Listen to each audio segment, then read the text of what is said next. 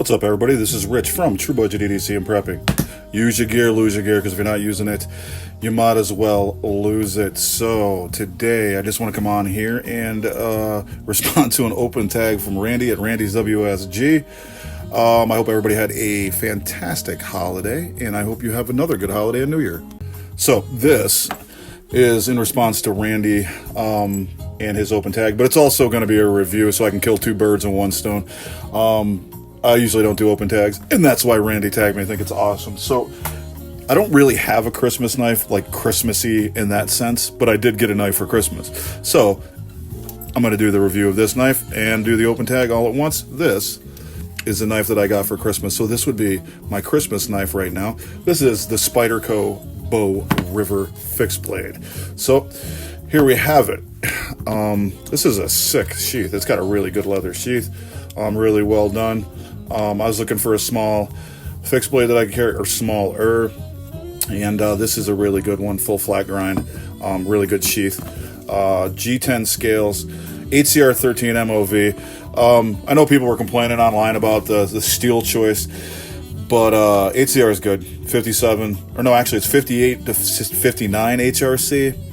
And it's super easy to sharpen. I turned HCR into a razor on a stone, so it's not a problem. I think whatever steel you got, if you can sharpen it, you're good. One of the good things Spyderco did here is, this is where you kind of like a choil.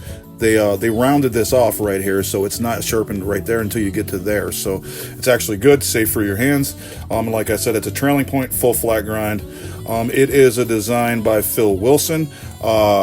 Phil Wilson has been making knives since 1985. I was actually talking to my buddy Dennis at EDC for Fun, and Dennis said, hey, that looks like a fillet knife.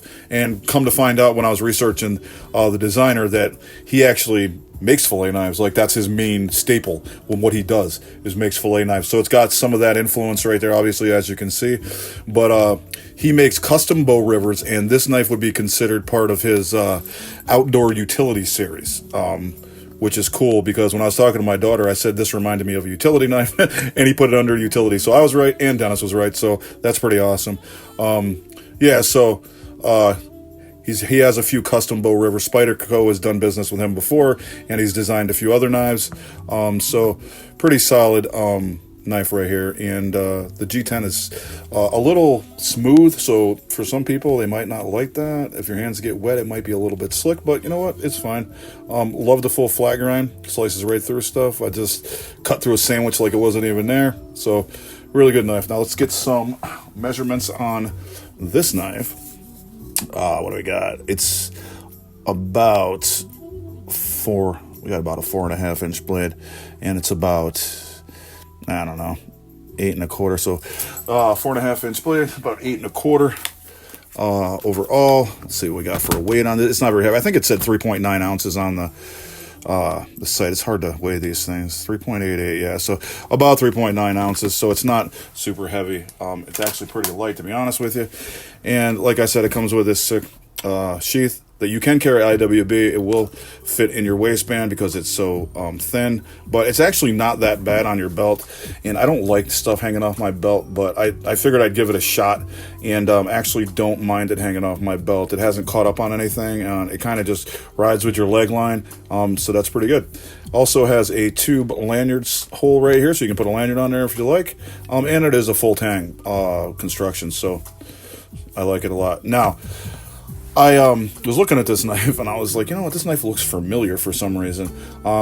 And I've done a lot of research, and I like the trade knives, North American fur trade, and I like a lot of the mountain man history. So this knife really reminds me a lot of the roach belly. So if you look up the roach belly knife that was used in the early 1800s for the fur trade, this is actually very similar to it. So it is a very good outdoor shape. And like I said, the designer is avid outdoorsman and fisherman. So, he's always filleting fish, skinning deer, things like that. So it's meant for that. And HCR is a good steel because it is very corrosion resistant. So if you are skinning stuff, blood, liquid, whatever's all over it, it's not gonna, mess it up too much. So that is my Christmas, not Christmas knife. I mean, This is a knife I got for Christmas. It's not very Christmassy though, but again, shout out to Randy and Randy's WSG. So I will tag him in this video so you guys can go check out his channel and get him more subscribers. I'm surprised he hasn't got more than he already has. He's got a lot of good stuff going on over there,